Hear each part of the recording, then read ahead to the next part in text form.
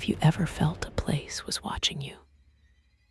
Not just the unsettling quiet of an empty house, but the palpable sense of a lingering presence, an invisible weight in the air that whispers of a story etched in blood and sorrow.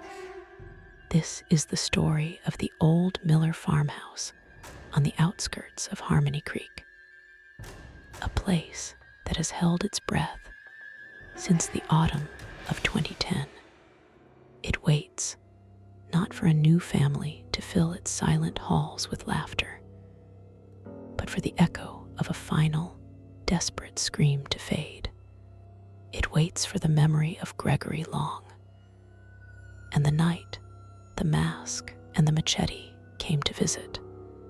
On the crisp evening of October 28, 2010, the Miller farmhouse was a portrait of rural tranquility. The fields, recently harvested, lay bare under a sliver of a moon, and the only sound was the rustle of dry leaves skittering across the asphalt of the long, winding driveway. Inside, the Long family, Gregory, his wife Sarah, and their 2 young children, Emily and Josh, were settling in for the night. They had moved into the farmhouse just 6 months prior, seeking a peaceful life away from the city's clamor. A dream that was about to curdle into an unimaginable nightmare. The initial 911 call was a frantic, garbled mess.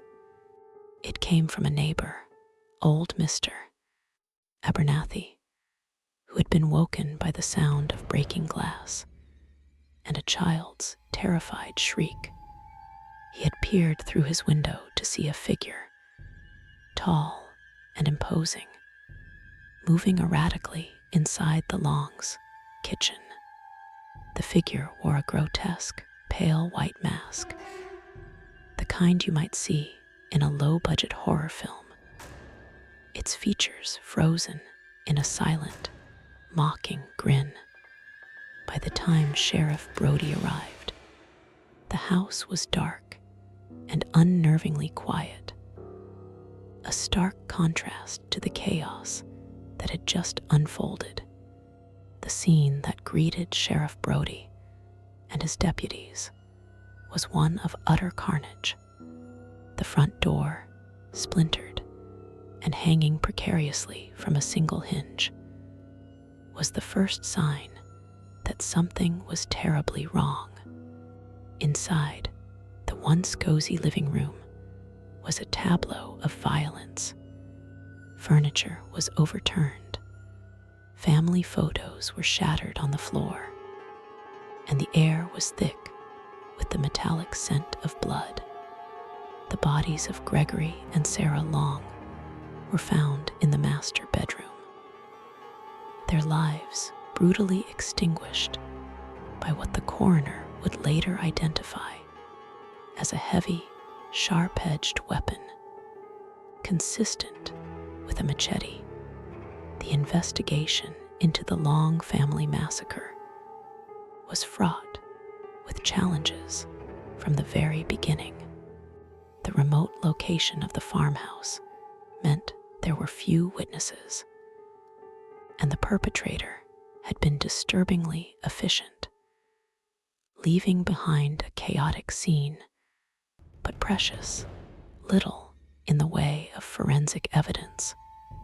The mask, a cheap piece of plastic, was found discarded in the fields behind the house, but it yielded no fingerprints, no DNA, nothing to identify the monster who had worn it. It was as if a phantom had descended upon Harmony Creek, committed an unspeakable act, and then vanished back into the shadows. Detective Miles Corrigan, a seasoned investigator with a reputation for solving the unsolvable, was brought in to lead the case. He was a man haunted by the ghosts of past investigations, and the senseless brutality of the long murders weighed heavily on him. He spent countless hours at the crime scene, trying to piece together the final terrifying moments of the family's life. He interviewed friends, family, and colleagues of the Longs, but each conversation led to a dead end. Gregory and Sarah were, by all accounts, a quiet, well-liked couple with no known enemies. The only survivors of the massacre were the two children, Emily and Josh, who had hidden in a closet in their bedroom. They were found by the deputies, huddled together in the darkness, physically unharmed but psychologically shattered. Their initial statements were a jumble of fragmented memories and nightmarish images. They spoke of a tall man in a scary mask who had a big, shiny knife. Their descriptions were too vague, too colored by the trauma of what they had witnessed to provide any concrete leads. Days turned into weeks, and the investigation stalled. The media frenzy that had descended upon Harmony Creek began to wane, replaced by a quiet, pervasive fear. The townsfolk, once open and trusting, now locked their doors at night and eyed strangers with suspicion. The Miller farmhouse, now a place of pilgrimage for morbid curiosity seekers, stood as a stark reminder of the evil that had visited their peaceful community. The case of the masked Machete, as the press had dubbed it, was growing cold. Detective Corrigan, however, refused to give up. He became obsessed with the case, spending his nights poring over the case files, searching for the one small detail he might have missed. He revisited the farmhouse time and again, walking through the silent rooms, hoping the house itself would give up its secrets. He spoke with Emily and Josh repeatedly, his gentle, patient approach slowly earning their trust. It was during one of these conversations that the first crack in the case appeared. Josh, the younger of the two children, had been drawing in a small sketchbook while Corrigan spoke with his sister. He was a quiet, withdrawn boy, and drawing seemed to be his only way of communicating the horrors he had seen. He showed Corrigan a picture he had drawn.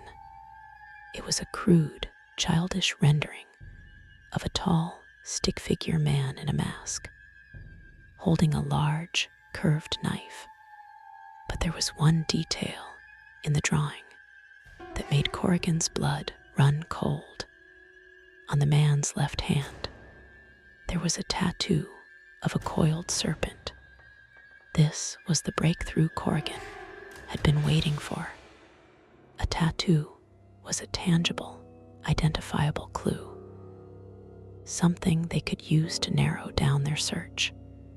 He immediately ordered a search of all local and state databases for known offenders with a similar tattoo. The search yielded a handful of potential suspects, but one name stood out: a local drifter named Silas Blackwood. Blackwood had a history of petty crimes and a reputation for a violent temper, and according to his rap sheet, he had a large, intricate tattoo of a serpent on his left hand. The manhunt for Silas Blackwood was swift and intense. His face was plastered on every news channel, and a hefty reward was offered for any information, leading to his capture. The tip that finally led to his arrest came from a bartender in a neighboring town who recognized Blackwood from the news. He had been a regular at the bar for the past few weeks, a quiet, brooding figure who mostly kept to himself. When the police raided his small, rundown apartment, they found him sitting in a chair, staring at a small television, as if he had been waiting for them. The trial of Silas Blackwood was a media sensation. The prosecution painted him as a cold-blooded, remorseless killer, a monster who had senselessly slaughtered an innocent family. They presented a mountain of circumstantial evidence, including the bartender's testimony and the discovery of a recently purchased machete in the trunk of Blackwood's car. But the most damning evidence came from Josh Long, who, in a moment of heart-wrenching bravery, identified Blackwood in the courtroom as the man in the scary mask. Blackwood's defense team argued that he was a victim of circumstance, a convenient scapegoat for a police department under immense pressure to solve a high-profile case. They claimed the tattoo was a common design, and that the machete was a tool for his work as a part-time landscaper. They tried to discredit Josh's testimony, arguing that the boy was too traumatized to be a reliable witness. But the jury was not swayed. After just a few hours of deliberation, they returned with a guilty verdict on all counts. The aftermath of the trial brought a sense of closure to the community of Harmony Creek. But it was a fragile, superficial peace. The Miller farmhouse remained empty, a silent monument to the tragedy that had unfolded within its walls. Emily and Josh went to live with their grandparents in another state, their young lives forever scarred by the events of that terrible night.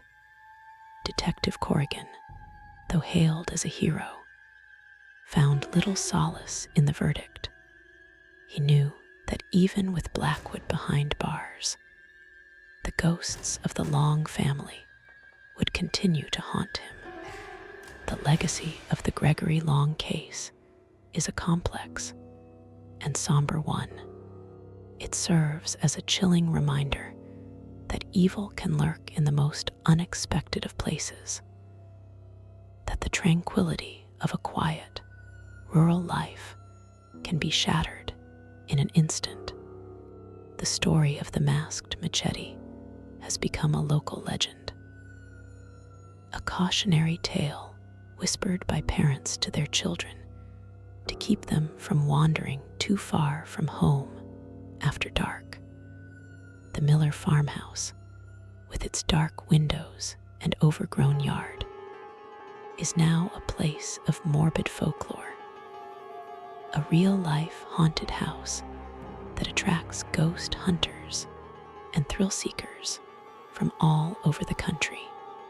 Some say that on a clear, quiet night, if you stand at the edge of the property, you can still hear the faint echo of a child's scream on the wind.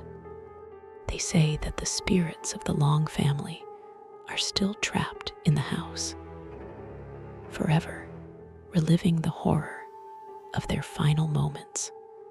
It is said that the face of a man in a pale white mask can sometimes be seen peering out from the upstairs windows, his empty eyes staring out into the darkness. A silent, spectral sentinel guarding the scene of his heinous crime. The story of the mask and the machete is not just a tale of a brutal murder. It is a story about the darkness that can reside in the human heart and the enduring power of grief and loss. It is a story that has become woven into the very fabric of Harmony Creek, a permanent stain on the town's collective memory. The case may be closed, but the questions it raised continue to linger. What drives a person to commit such an act of senseless violence? And can a place, a community, ever truly recover from such a profound and devastating trauma? The shadow of the Miller farmhouse stretches long over Harmony Creek, a constant physical reminder of the night the town lost its innocence. The once vibrant fields that surrounded the property have been left to go fallow, as if the very earth has rejected the memory of the blood that was spilled upon it. The local children, once fearless in their exploration of the countryside, now give the farmhouse a wide berth, their games and laughter silenced by a shared, unspoken dread. The house has become a taboo, a place to be avoided at all costs. Detective Corrigan never fully recovered from the Gregory Long case. He retired a few years after the trial, his once sharp mind dulled by the images of the crime scene that were forever seared into his memory. He would often drive by the old farmhouse, parking his car on the side of the road and staring at the decaying structure, lost in thought. He had caught the killer, but he had not been able to save the family. It was a failure that would follow him to his grave. The psychological impact on Emily and Josh Long was immeasurable, though they were raised in a loving and supportive environment by their grandparents. The trauma of their parents' murder shaped the course of their lives. Emily grew up to be a child psychologist, dedicating her career to helping other young victims of trauma. Josh, on the other hand, struggled with his demons. He became a recluse, haunted by the memory of the man in the mask and the serpent tattoo, a constant, terrifying presence in his nightmares. Silas Blackwood, for his part, remained an enigma. He never confessed to the murders, never showed any remorse for his actions. He spent the rest of his days in a maximum security prison, a silent, brooding figure who was feared and reviled by his fellow inmates. He died of a heart attack in his cell, taking the true motive for his horrific crime with him to the grave. His death brought no sense of victory, no feeling of justice served, only a hollow, empty silence. Over the years, the legend of the Miller farmhouse has grown and evolved. It has been the subject of numerous books, documentaries, and paranormal investigations, each one adding a new layer of myth and speculation to the tragic story. Some claim that the house is a gateway to another dimension, a place where the veil between the living and the dead is thin. Others believe that the land itself is cursed, that it has been the site of dark and violent deeds long before the Long family ever set foot on the property. The town of Harmony Creek has tried to move on, to put the memory of the masked Machete behind them. They have held vigils and memorial services.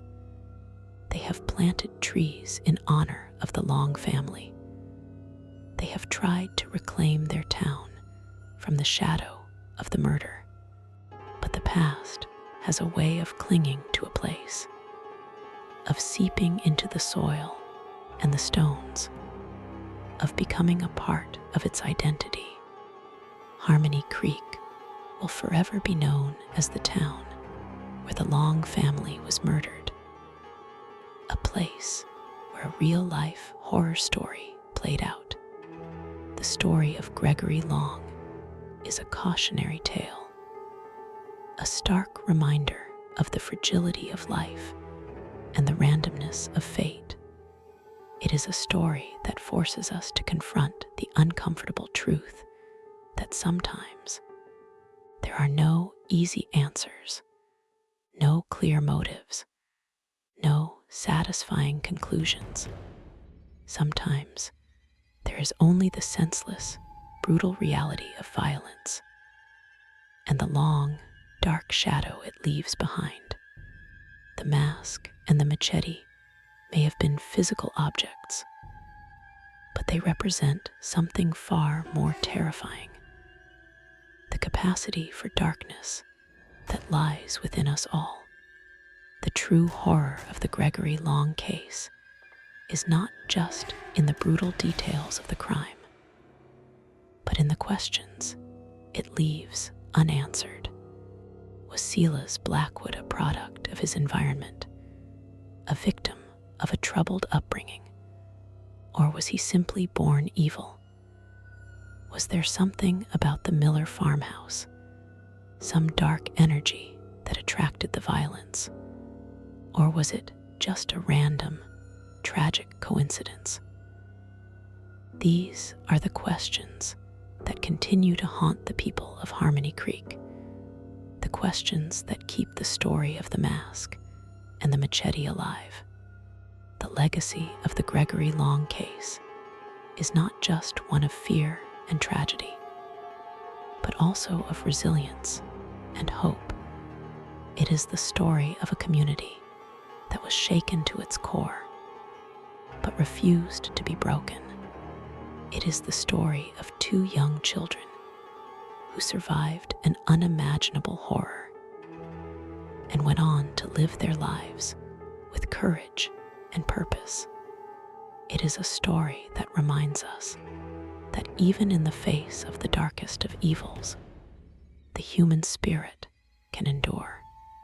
The Miller farmhouse still stands, a silent, decaying sentinel on the outskirts of Harmony Creek. It is a place of pilgrimage for some, a place of dread for others, but for all, it is a place of memory, a place where the story of the Long family is forever etched into the landscape. It is a story that will continue to be told, a story that will continue to haunt, a story that will never be forgotten. The mask may have been removed, the machete may have been put away, but the horror of what they represent will linger forever.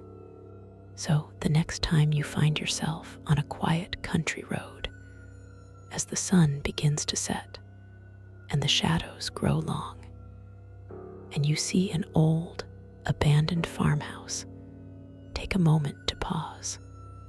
Think of the stories that might be hidden within its walls, the lives that were lived and lost, the secrets that it holds. And as you drive away and the house disappears in your rearview mirror, you might just feel a shiver run down your spine, a cold, unsettling feeling that you are not alone, that some stories, some places, are forever haunted.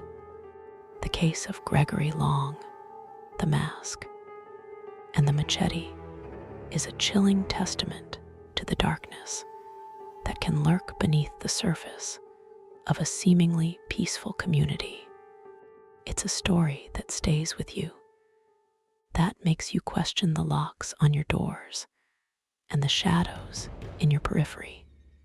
It's a reminder that sometimes the most terrifying monsters are not the ones in our nightmares, but the ones that walk among us, hidden behind a mask of normalcy, waiting for the right moment to strike. And in Harmony Creek, the memory of that moment is a ghost that will never be laid to rest. Years have passed since the trial, yet the Miller farmhouse remains an open wound in the heart of the community. Several attempts to sell the property have failed, with potential buyers put off by its grim history. A local developer once proposed to demolish the house and build a new subdivision, but public outcry forced him to abandon his plans.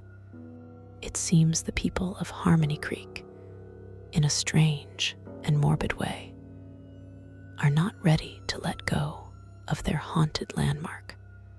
It serves as a grim touchstone, a reminder of their shared trauma and their collective survival.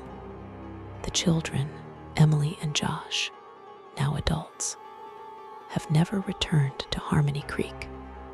They have built new lives for themselves far away from the place that holds their darkest memories. Emily, through her work with traumatized children, has found a way to channel her pain into a force for good. Josh, however, continues to be a prisoner of his past. His art, his only escape from the recurring nightmares of the serpent tattoo and the man in the mask. The siblings remain close, their bond forged in the crucible of a shared, unspeakable horror. And what of the mask and the machete? They sit in an evidence locker in the county courthouse, tagged and cataloged, inert objects that hold a terrible power. They are the silent, inanimate witnesses to a night of unimaginable terror, the symbols of a case that has become a part of American true crime lore. They are a stark, tangible link to the evil that visited Harmony Creek, a chilling reminder that the line between a peaceful life and a horrific death can be as thin and as fragile as a cheap plastic mask.